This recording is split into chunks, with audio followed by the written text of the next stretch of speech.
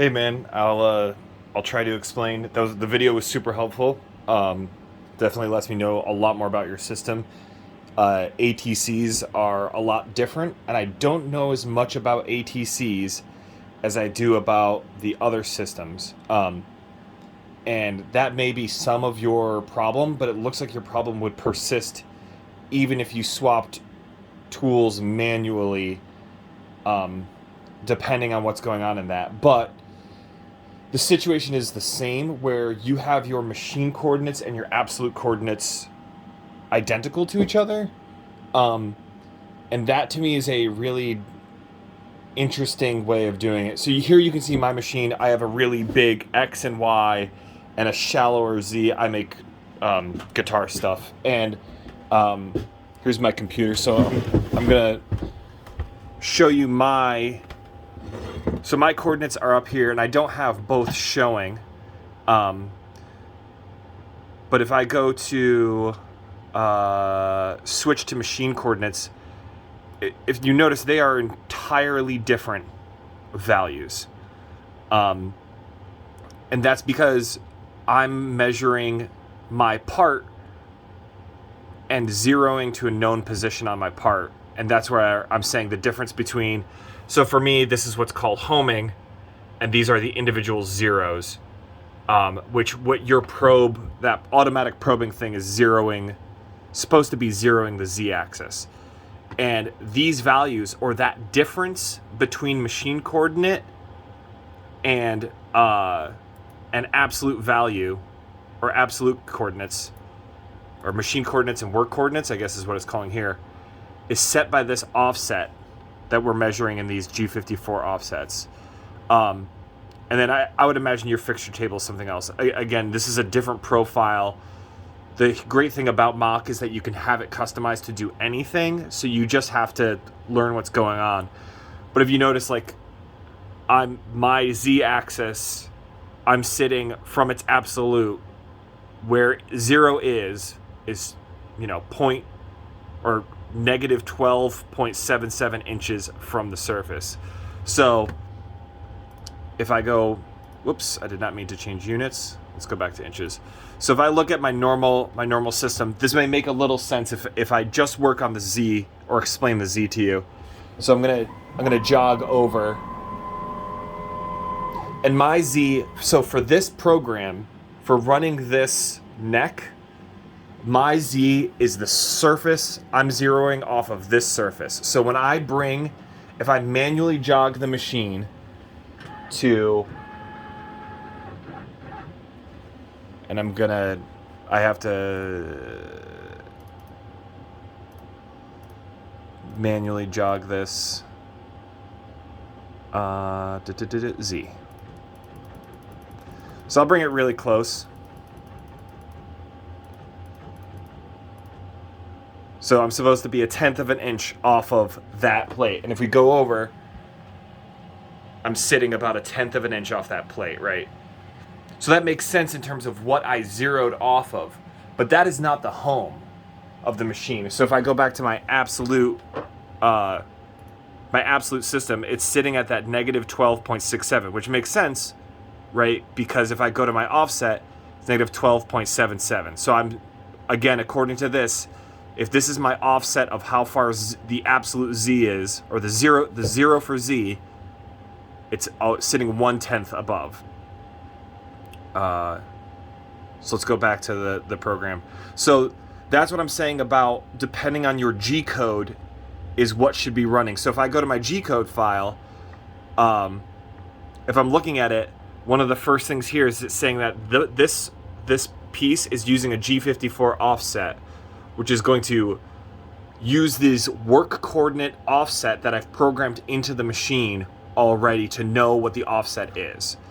So similarly, that's going to be relative to that height tool that you're using to measure.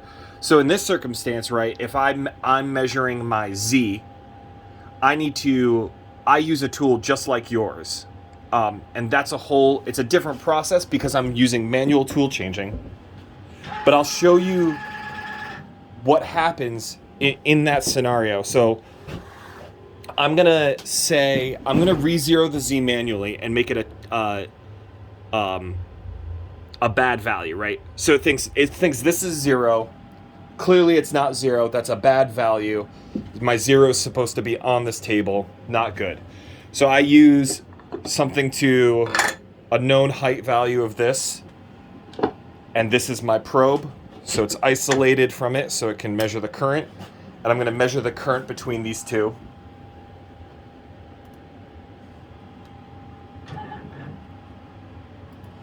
So it's going to do the same thing that your probe does, slowly approach and use conductivity to test the current. Cool. So now it knows, it now measured the height of that, right? And it's measuring the height of that in relative position to this. So I now know where the tip of this is in relativeness to the height of those two pieces. So I need to, when I'm doing this and I'm measuring that height, I need to note that the touch plate height is a certain height that I measured previously, and I know how tall that thing is compared to the Z that I'm going to be using. So in that example, I now have a value that was back to 3.69, so it should be about 3 inches above. Great. And that's kind of like, I think, where we're getting confused about the difference between these machine coordinates versus work coordinates and what the difference is. So when I'm machining, I never use these machine coordinates. And I'm sorry, I think I messed up these phrases maybe, and that's the difference between the absolute and machine. But I'm always using the work system and using this G54 offset. And I think yours had a bunch of numbers down here. If your G54 isn't on, that's generally almost universally the code. There are other offsets, and that's if you're manufacturing multiple of the same part and you want to measure that offset. So in this example, right, if I have this tool, sorry, let me jog this back out of the way. I have a very big bed here, and I have this one piece in here. So you can imagine I could put another one right here and machine the same thing again. And if I didn't want to program that into my G-code file when making the CAM operations and model it twice and put all the same code in twice, instead you want to make the exact same part with a different offset. That's what the stacking offset set of values is.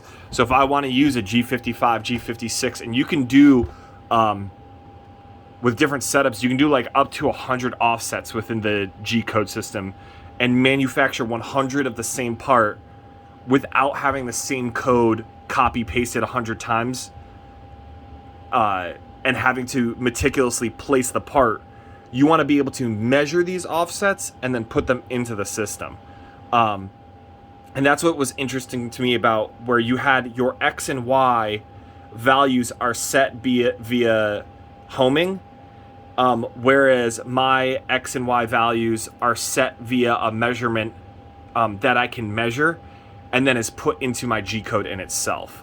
So it's a little bit different there, and it could be a miscommunication on how your G-code itself is set up, and then how you're actually positioning a part so that your machine knows where the part is. Because these values obviously are very sensitive to change. Like, for the example, you had that vise in there. If you slid that vise an inch to the right, how do you measure that difference? And how do you put it into the system such that your machine will actually machine it inch to the right as well? Because that should be the work offset of where your work piece is within the space itself. And I don't know if any of that helped, and it could be part of the ATC system that's complicating it, and that part I can't speak to. So I hope this helped at all.